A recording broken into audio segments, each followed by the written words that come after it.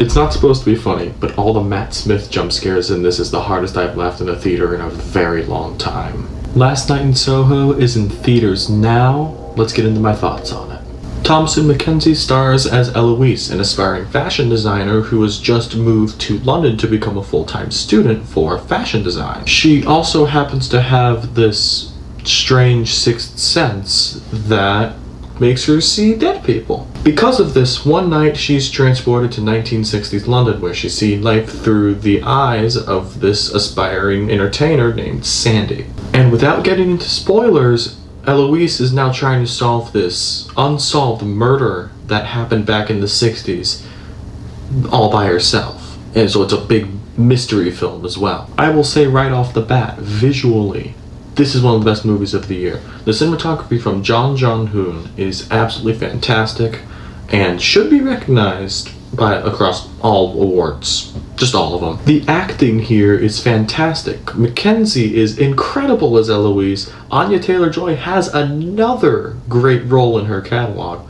Matt Smith is absolutely terrifying, as I mentioned before.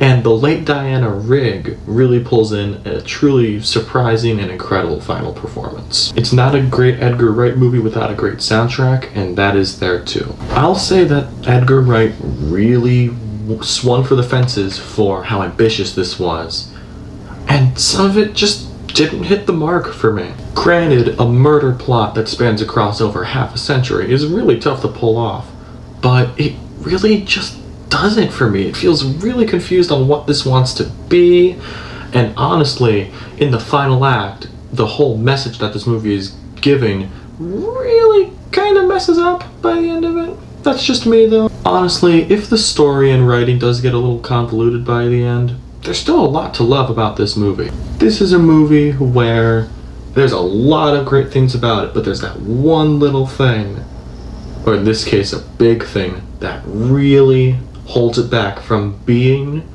a future classic. While this concept is great and had the chance to be a truly great movie, this was just a movie where it could have been done better.